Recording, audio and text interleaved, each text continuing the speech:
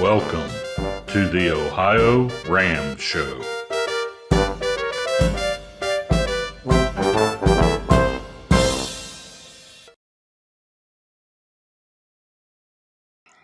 Hi, how are you? Did that video play and I didn't see it? Yeah, it played. It went out YouTube, so it went out. Okay, great. Well, welcome to the president of the World UltraCycling Association, Joe Barr. How are you? Very well, Lee. Thank you for having me on again. And howdy, Jim. Hey, glad to have you here. And Mark Poland, who's CEO of the World UltraCycling Association. Glad to have you here. Yeah, we're having a little bit of difficulty with Mark. Yeah, I have a little bit of trouble with Mark there. Well, it's a big day, Jim. Yes, definitely a big day. We're on a new platform for sure.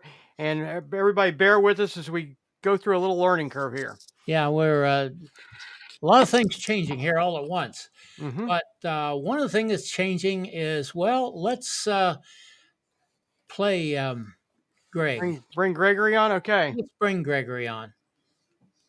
This is UltraCycling Magazine, formerly known as the OhioRAAM Show.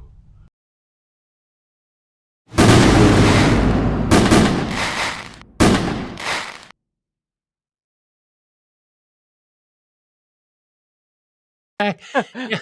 Well, like I said, we've got a new platform, a new name. Everything's new here. Yes. It's just like having a new baby. You never know what you're going to get for there sure. You go. We'll get better as we go along here with the new platform for sure. We'll manage, but we are changing the name to UltraCycling Magazine. Yes. And I'm going to go over the reasons for the change. Because that's what we've become. We've become more than OhioRAAM. Definitely. Just a little background history. We started making little videos around the time stations in Ohio and posting them. And we had a website that was called OhioRAAM for the time stations there. And it became OhioRAAM Show. And we've grown so much beyond that since then because we've become worldwide. And we've involved in many other kinds of ultracycling besides just the race across America. Mm-hmm. So we looked for a name and finally found some names that were kind of used. We had a little chat with Joe and Mark. They encouraged us to use the name UltraCycling in our name. And I think it was you, Jim, that came up with the name Magazine. Mm-hmm. And the idea is that we're going to be doing just pretty much what we've been doing. This is what we've become. Mm-hmm. But we're going to be adding more and more worldwide reports all the time. Definitely. From various phases of parts of the world, from various areas of the world. And so we decided a name change. I'd been thinking about it. I mentioned it to Jim, and he jumped right on it. I think he'd been thinking about it too. Definitely. And brought it up to Joe, and Joe seemed to encourage us to think that way. So we're going to do that, and but Jim's going to tell us what's not changing. Yeah, basically, we're still. Basically, it's going to be about the same format. We're going to do more reports that are recorded from events like we did Paris Press and some other ones here recently. So we'll have those on the show. Hence the magazine. We will still cover Race Across America like we always have, and we will talk to the athletes there as well as other events too. So we're just going to be expanding our coverage of ultracycling in general. But we're not abandoning our Ohio time stations. No, definitely They're not. still they're the place that give us birth. Yes. They're our mother and father, so to speak, and we will still be a major focus of what we do. Yes, definitely. So we have a kind of illustration here.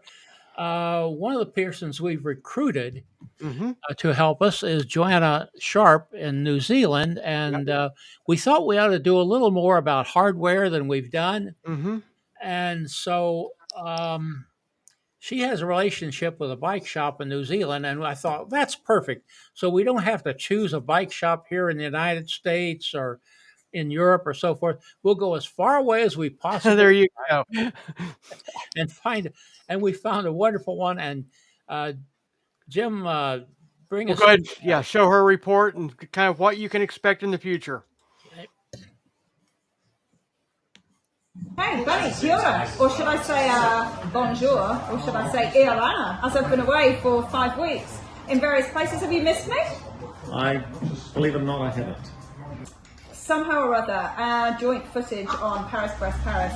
We had more than 2 people watch it. Can you believe it?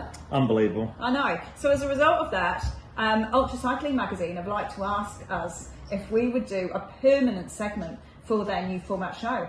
And we're a double act. It means we get Are you to spend sure it more wasn't time just me together. they wanted and they had to have you to get me to me? I'm That's, pretty sure that what happened is they wanted me, and I said I wouldn't do it without you. But that's okay. We don't need to go into details. What do you reckon? Oh, here comes the puppy again. Hey, what do you think? I think it's a great idea. What's 3 things we reckon people should know about Benny? 3 things. Well, I've been cycling since I was 6 years old. I raced my first race at 13 and still actually put my leg over a bike to race. Number 2, I like small dogs. Yeah, she's pretty cute. So Though, right? cute. Hey, Araha. Araha means love in Maori, so there you go. We're just babysitting. Number 2, I've been a mechanic for multiple teams, multiple races, both mountain bike, road, track, you name it. Tour de France, men and women. Tour of Italy, both men and women. 12 years professional mechanic, so yeah, I've been around for a while. I think after working in retail and a retail environment and a city environment, all I want to do is go and get lost. That I guess you're going to be able to bring not just your experience as a mechanic and your experience of running your own bike shop, which is very successful in New Zealand, it's got to be said. It is the most successful bike shop in New Zealand. But on top of that, it's also about you being out there and living the bike life yourself, right? It is. I like all factions of cycling, 2 wheels, anything. Road, track, mountain, gravel, you name it, I've been there. I just thought I got the moustache, I might as well get the rest of it in somebody. So. I love it. Well, Benny, you know what? It's going to be an absolute pleasure spending yet more time together because I know how much you're going to look forward to that. And I look forward to heaps of really cool segments for the UltraCycling magazine. Can't wait to help. Yay, buddy! Did it play okay for you, Lee? Lee, are you there? Sorry, I had my switch Mute on. Sorta, and I had a text. Joanne says she's with us, but I don't see her. I do not either. Let me bring her in here and let's see if we. Yep. Nope. I do not see her.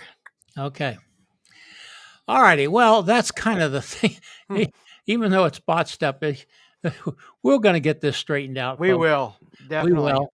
And so Joanna's going to be covering New Zealand, probably Australia for the time being, unless we find somebody else there. And I had a text this morning from Granny Kartak in Bangalore, India.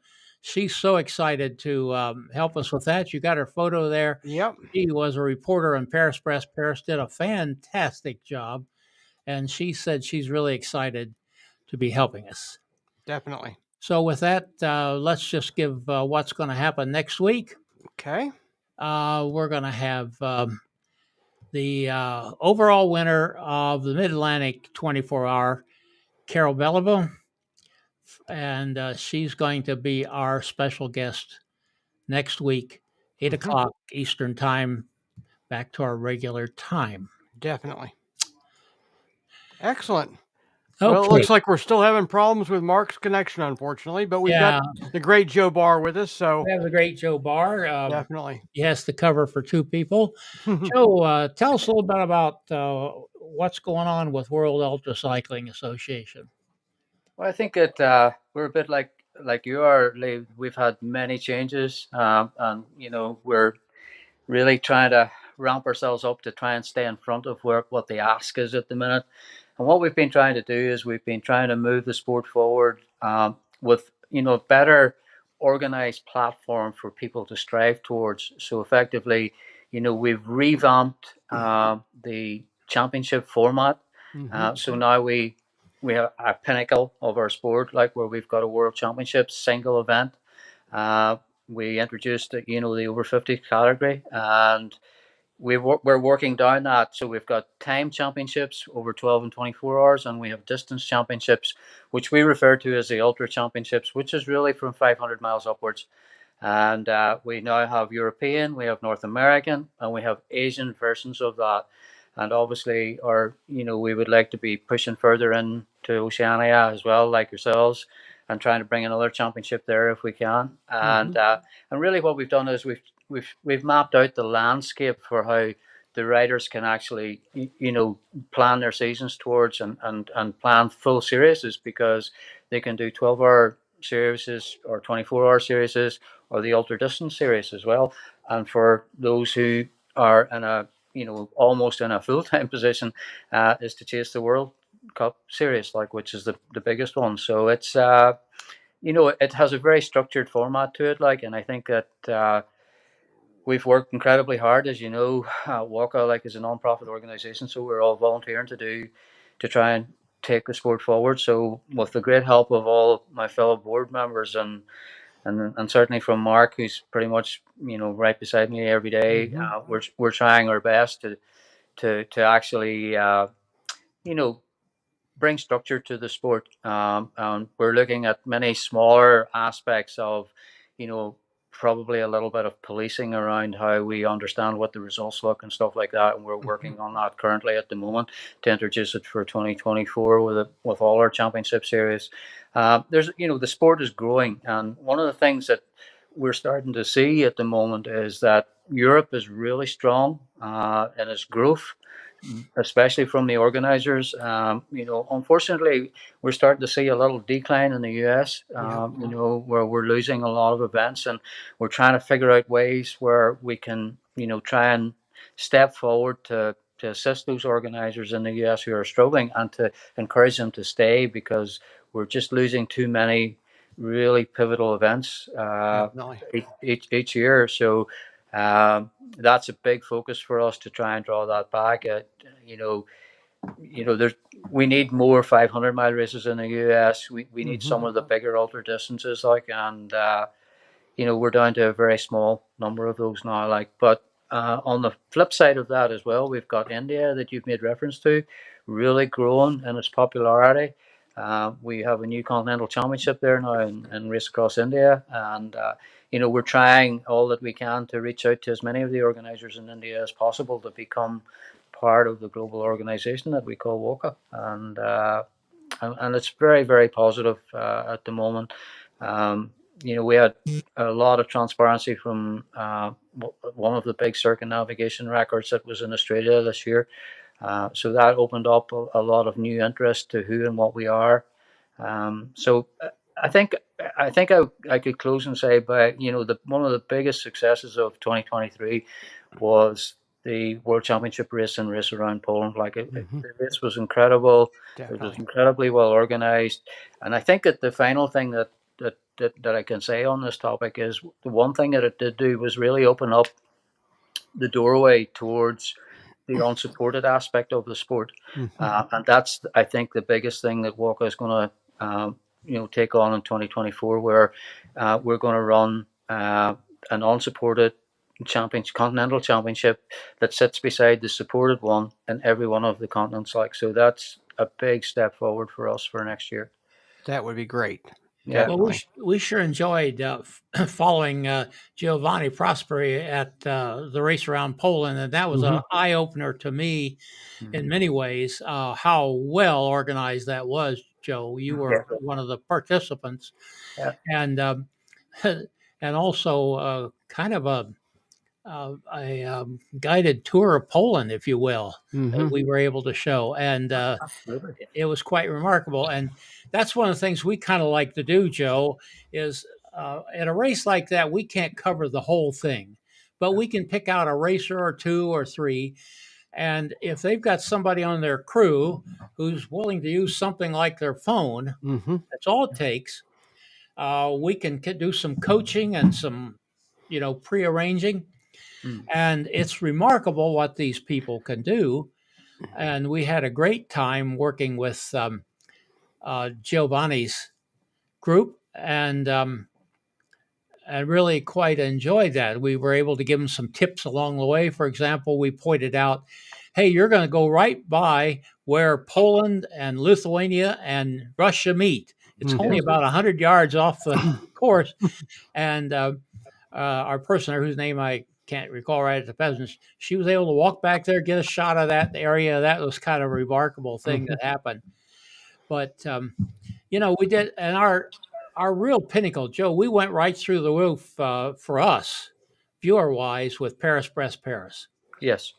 And we started out with 4, wound up with 6, and that was kind of an eye opener as to how worldwide this sport is. Definitely.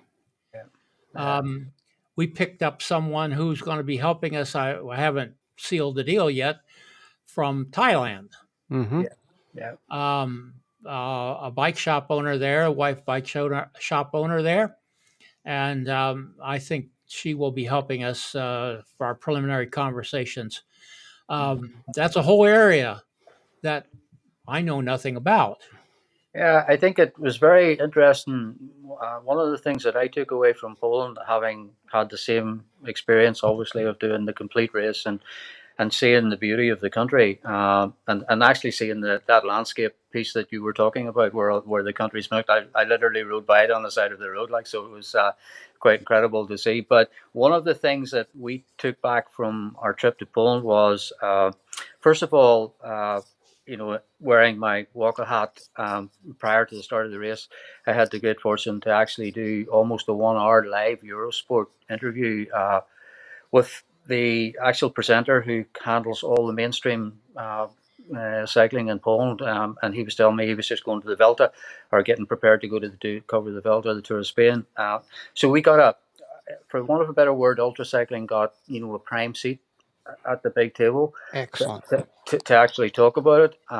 And one of the things that came from that was the enthusiasm that came from him as a presenter coming from mainstream, because he had obviously identified and recognized that prior to the race around Poland becoming a supported world championship race, it was an incredible unsupported race with huge participation and also a huge viewership.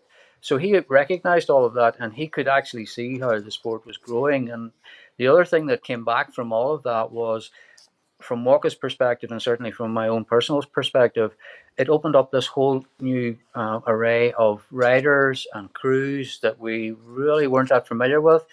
And we had the opportunity to introduce what the World Cycling Association was, and to actually, open the door and put our arms out and say, we want everyone to be part of this. We're all the same. We're all doing the same thing, and we got a great response from that. We really did, and it was a second example because, as a race organizer as well, we run obviously one of the 500 ultra distance championships, and this year we actually had the European version of that, and we also had a rider from Latvia come, and his audience, his social media audience dragged that out, and it became an incredible viewership across the board, and we were able to see the analytics of it on the social media from WUCA as to how it really impacted. The true measurement of how the viewership just skyrocketed because of the interest that was around those riders who were coming to our races. So, I think for me this year, it was very, very exciting, and it was it gave us a lot of hope that we're on the right path. It's never, we all know that in ultracycling it's always uphill. uh, so, but at the end of the day, we're doing our absolute best to try and reach out and bring in, put our arms around as many of the ultracycling community and strengthen it, because that's how we're going to move forward. Is larger numbers, and hopefully the larger and greater that spread is, then the hope that we can actually start attracting some commercial sponsorship towards the sport, because that's one of the key aspects that we would like to do. And probably the final thing that we would like as a spin-off from that sort of reach is to find a way where, as WUCA, we can offer insurance for riders and organizers and whatever, because I think that is also going to change the landscape, and put a stop to organizers having a threat of legalities and stuff like that. Yeah. Because I think it's one of the contributions that changes their mind from where it was 10 or 15 years ago as to what it is today. So we're many avenues. We have a long way to go, but we're interrogating all of those avenues. So I'm very confident that if we keep working hard at it, that we'll eventually get there. Excellent. Now, people can find out more about WUCA at ultracycling.com, and I'm sure it'll be in the show notes, correctly? It's in the show notes Yep. and in the description below the videos, whether you're on Facebook or YouTube. You can find a link there. There you go. World UltraCycling. I see Mark's back with us. Are Yes. you there, Mark? Yeah, sorry about that. Oh, no worries. Well, I want to ask, the thing that we found that we think we're pretty good at, or getting good at, is covering the point-to-point events. Our best example of that is when we covered Phil Fox circumnavigation of Lake Erie. And that was, we really enjoyed that. I think we did a pretty good job with that. And that's on a playlist on our website. But one of the things I think you guys can help us with a little bit is help us know who's going to be doing these kind of things, so we can get in touch with them and offer our services. A lot of people already have their media process. They have people who do this. They don't need that, but a lot of people don't. And I think we can do a pretty good job of helping them. And again, we would like to reach beyond just the people we happen to know at the moment. Right. Yeah, we can certainly help with that.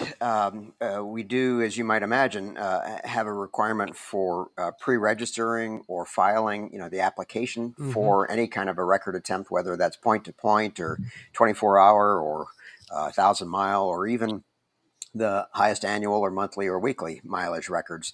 Those all require advanced registration with us. So we have that running log.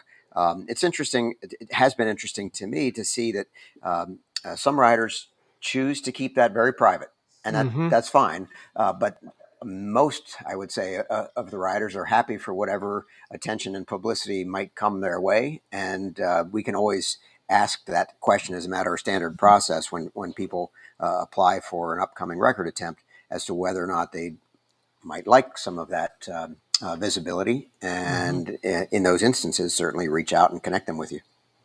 Definitely, thank you. Now, on you mentioned records, etc. You guys have all the records noted on your website, correct? That you guys have overseen, and you guys are also tied with Guinness now, correct? That's correct. So let me talk about that for one moment, and then I'll tell you about something that's kind of on the horizon and likely, hopefully, coming very soon.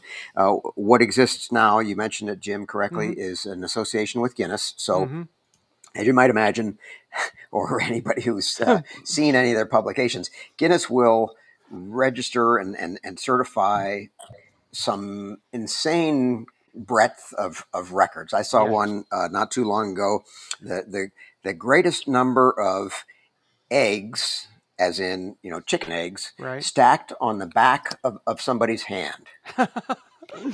Yeah. How that constitutes a world record is yes. a little bit interesting, but so be it. They do.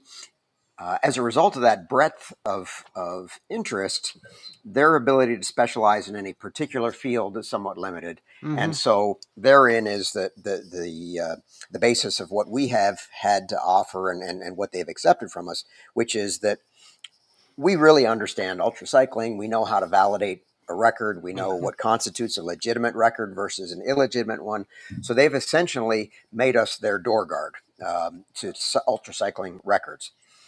If you or anybody contacts Guinness at this point and says, I would like to set a record from Paris to London, um, there's probably 1,000 employees at Guinness, but I'll say 600 of them know that the right answer in response to that inquiry is a referral to WUCA. So we have been getting some expressions of interest from such a referral. So I think it's beginning to take root. And the way the process should work, and often does, is that they refer an applicant to us. We take over as the organization that understands what's ahead, validates that record, and then we submit that to Guinness without the riders needing to do anything else. And if validated by us, it then goes into the Guinness Book of World Records. Okay, Joanna's with us. I just invited her. She got confused here, but I'll let Jim Okay. work about that. Okay. Yeah. Hang on. I'm Um, going to bring her in different since. Yeah, hi, Sorry. Joanna.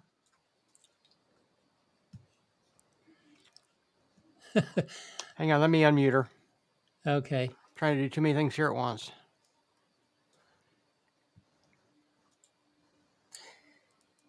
She'll have to unmute herself, it looks like. You're muted, Joanna. Okay, Mark. Yep. While Jim's working out that tech speed bump there, let me just say quickly, I mentioned or alluded to a potential future, one thing that has distinguished WUCA records so far is that they are basically a record attempt, right? Somebody goes out and tries to do something, whether it's solo or relay or whatever, but it doesn't bridge across. In fact, it specifically excludes race performances. So, as an example, one of your former guests, I believe, Ryan Collins, set a blistering speed at last year's championship 12-hour race. And there was no place where that got kind of logged as a pinnacle achievement. So we're trying to move into that realm as well, not to mix those or confuse those with individual records of kind of a truly solo environment. But it is something that's very interesting to racers and to those who are following race performances. And we're trying to grow the website and the database that we have to cover those performances as well. Well, I got to thinking about this last night, Mark, and thinking of all the possibilities that are available just if you live in Ohio. I think the Columbus to Indianapolis is just waiting for somebody, Mark. Well, you're right. There are an almost infinite number of city pairs. Just to be practical and realistic, what we have interest in currently is somewhat restrained or constrained in that regard. We do state crossings, country crossings, circumnavigation of countries, states, or large bodies of water, as you mentioned, Phil Fox. And to a limited degree, we do city pairs, capital to capital always, but Columbus to Cincinnati, maybe not. I was thinking, did I say Cincinnati? I was talking about Columbus to Indianapolis. Okay. Capital. Yep. Capital, absolutely. It's waiting for somebody. And so there's a lot of opportunity there. And I think that's where we can be helpful to people is with when we get a person in a crew who will, feed us with things. Joanna did such a great job along with all her cohorts. And I got 450 files during Paris Brest Paris. Video and audio, and kept me awake at night, put them together, and it was great fun, and I think we did a great job. And I think same thing, with like Phil, it wouldn't be so many, but uh, those types of things, I think we can do a pretty good job of highlighting those and just bringing people's attention to the fact that there is records to be had out there, and there is a World UltraCycling Association. You were good enough to allow us to use your logo on our presentation with Phil, and we appreciate that. Mm-hmm. And we look forward to a closer relationship with you guys. Likewise, absolutely. Absolutely, yeah. Absolutely. Whatever's best for the sport. I think we need to, like you were saying earlier, we need to get more people involved in ultracycling. It kind of dwindling, especially here in the States. And I think we can do that by getting the word out and getting everybody involved. Okay, I may have jumped the gun, Jim, with Joanna and sent her the guest link. Yeah, you did. Yeah. And I'm sorry about that. No worries. I've got her muted right now because she's got on a train, it looks like. And it was. Yeah, let's see if we can't get Joanna in here. Okay, let me switch scenes here real quick. All right, let me unmute her.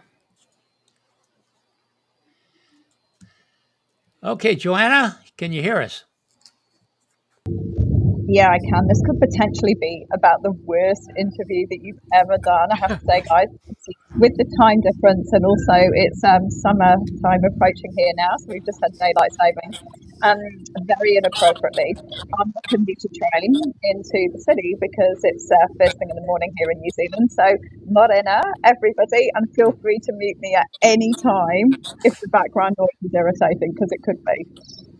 Yeah, we played your little report. That was great. And we look forward to hearing more from New Zealand and that part of the world, what's going on there. We'll be bugging you about things, Joanna.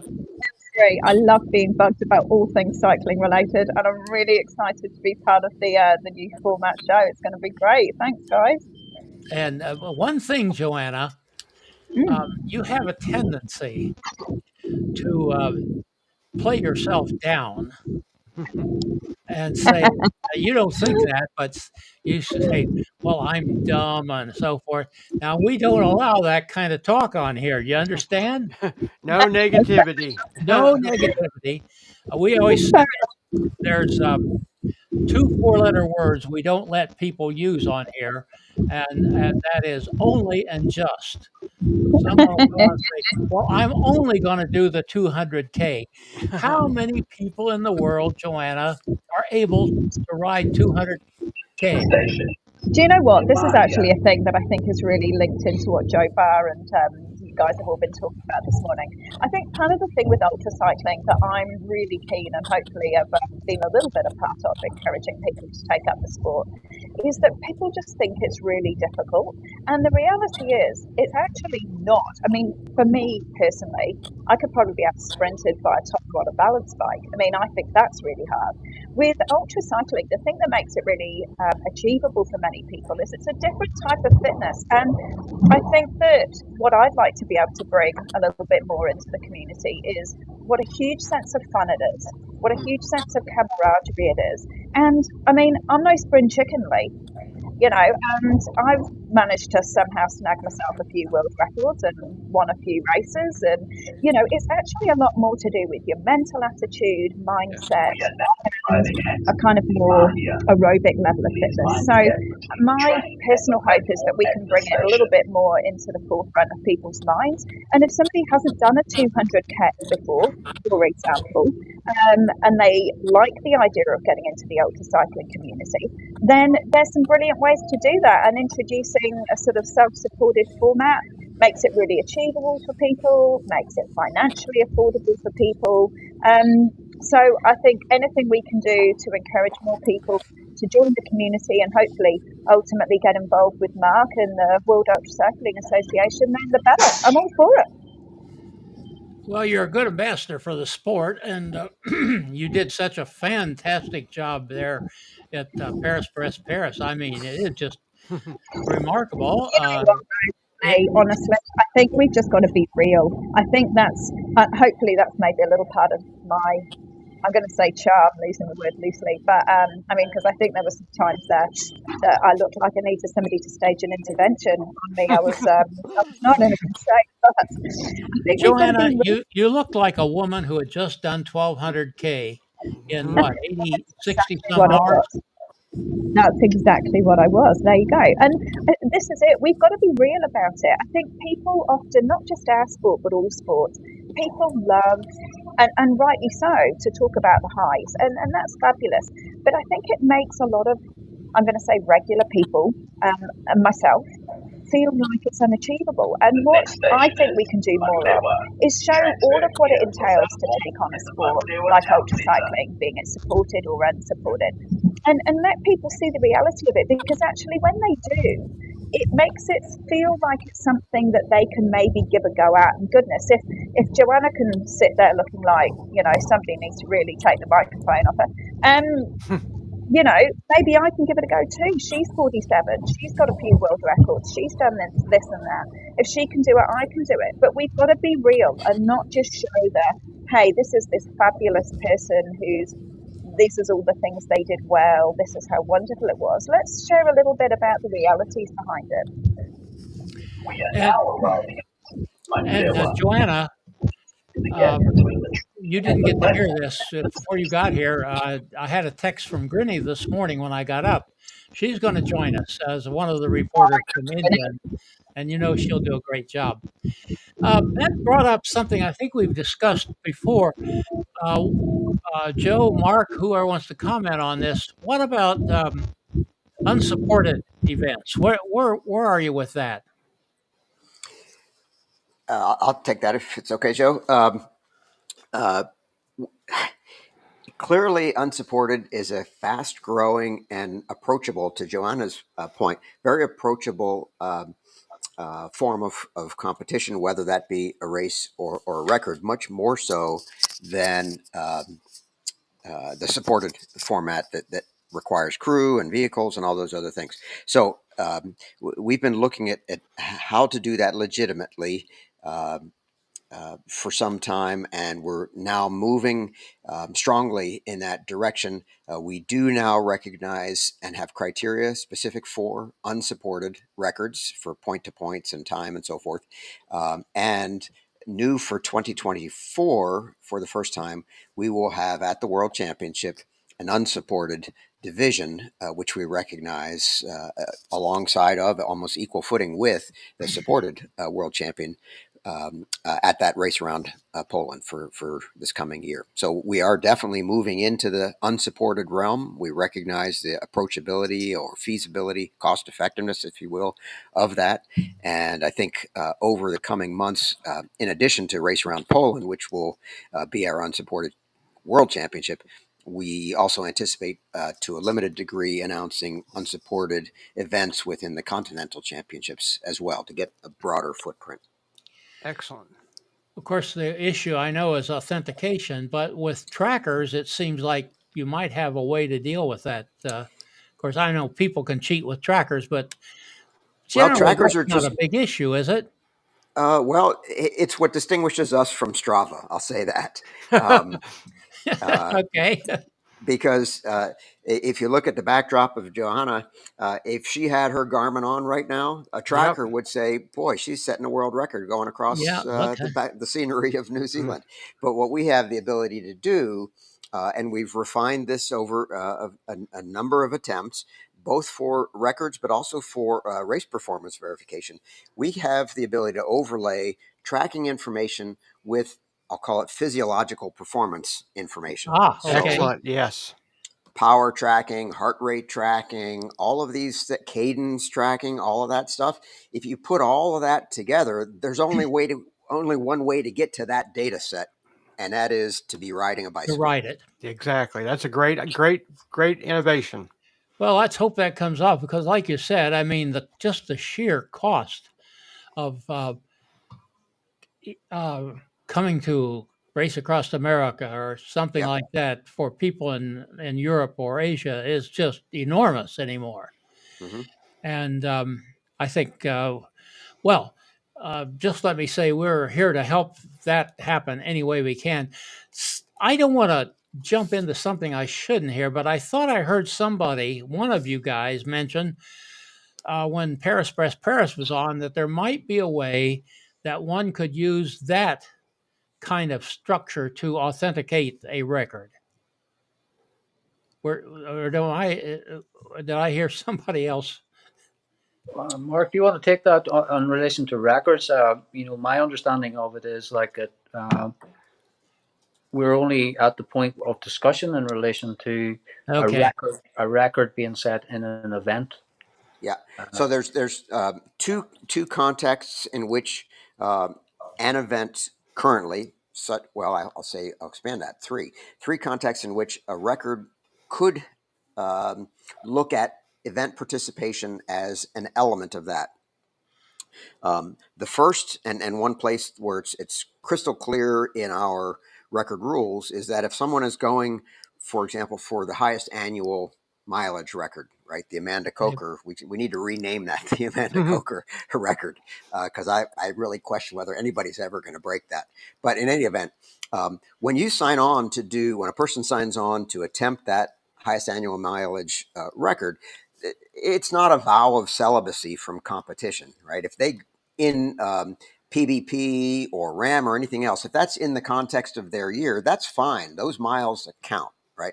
So there's highest annual, highest monthly, and highest weekly mileage. Any of those do accept race participation or event participation as part of that time period. So if someone did 68 or 86 whatever hours at PBP and then rode home and that gave them the highest weekly mileage, bravo, that counts. So that's I'll call it a category 1. Category 2, I mentioned earlier, we're working towards event records. So something like Ryan Collins' 300 miles in 12 hours, we're looking to begin a new, different but fresh catalog of those types of event records, both specific to an event, so highest mileage at Sebring, highest mileage at Borrego, wherever it might be, but also allow people to see, for example, my own, geriatric category. Well, what's the most, miles a gray-haired guy like me over 60 has done in 12 hours in a race context, different from a 12-hour true solo record, but yet relevant and interesting. That's the second. And then the third possibility is there are a very small subset of events where we have a history and a confidence in the event, I'll call it marshaling, where we'll say, okay, if we are confident that the race rules absolutely require solo performance and it's a record that we would otherwise recognize, then yes, we will accept that as or in lieu of a completely isolated solo record. And as I said, there's very few of those, but RAM is one of them. And I believe, looking back into our recent past, Isa Pulver was credited with the Cross America record as a result of her win in RAM this past year. Oh, okay. Jim? I don't think I have any further. I think we've touched base on about everything that I had questions about with WUCA. And I know, like I said, people can go out to the website and get all the information out there on their website. Very, very informative about they've got an events calendar out there for things. They've got challenges. They've got the record information. So be sure to check that out for sure. Yeah, and let's say as the changes coming to, I got to get this right. I'm going to say it again.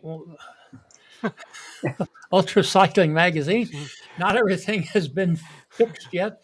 For the time being, OhioRAAMShow.com still works as a website. Yes. We'll be working on that. We've got graphics to change, names to change. I don't know. It just goes on and on. And so we'll be working on that. Just be patient with us. I hope you appreciate what we're trying to do. We'd like your comments. Yeah, definitely. If you would, on what we're trying to accomplish here. We're looking forward to working closely with World UltraCycling Association and, for the matter, any other groups that would like to help, would like us to help with. We're willing to do that. And you guys have been really generous with us. You've already helped us make contact. For example, Lisa Ashford is going to be on the show in November. set the circumnavigation record around the world. We just lost Joanna. Yep. Her train may have gone in a tunnel. I don't know. Yeah, definitely. Actually, she had pretty good service for being on a train, don't you think? Very, very good service. I was surprised. Yeah, oh, she's back in. We thought maybe you went in the tunnel, Joanna. I've got her muted right now. Hang on. Anyhow, and so we don't want to go on with this. We're No, I just couldn't be a part of this. Joanna, thanks for being with us. It took a while to get you here. Yeah. We're still figuring this out. Thanks, Mark. Thanks, Joe. Yeah. Thank you for You're being welcome. out here. Yeah, thank you, Lee. And likewise for us, like we've gone through some of the technical hitches this year, like with our own website, so we fully understand where you are. But we're getting there too. We're figuring it out, and we're slowly getting it all fixed. And if I could finally just reach out to all your viewership and whatever, and just say if there's anyone who's not already a member of the World UltraCycling Association, we'd really like them to become that. And so just go straight to the website and try and sign up for membership if you would like to be part of what we're trying to do. Definitely. And same thing about officiating world record attempts, etc. That's they can look at the website for that also, correct? Correct. It's not hard to become an official. Even Jim Lawyer managed it. There you go. Yeah. Well, no negativity though. That's right. What was I going to say? Never. Oh, in the description, remember, below this video, in Facebook or YouTube, you'll see a link to the World UltraCycling Association. You can click on it and find out more about it. It's a great site, and you're improving it all the time, guys. Trying hard. There. Yeah. And we'll try to follow your lead and improve this, and even get this system to working, Jim.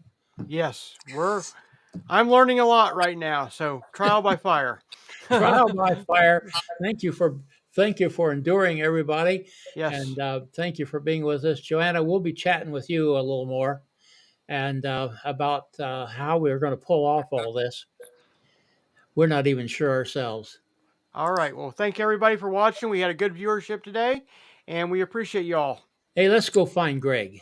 Okay. Well, I don't know if I put that one out here. I didn't, so we will be without a closing. Oh, no. I know. I messed up. Okay. Jim, bye-bye, everybody. Yeah, bye, everybody. Thanks. Bye. Thank you, Lee. Thank you, Jim. Yeah, thank you, guys. Hang in here with us, guys.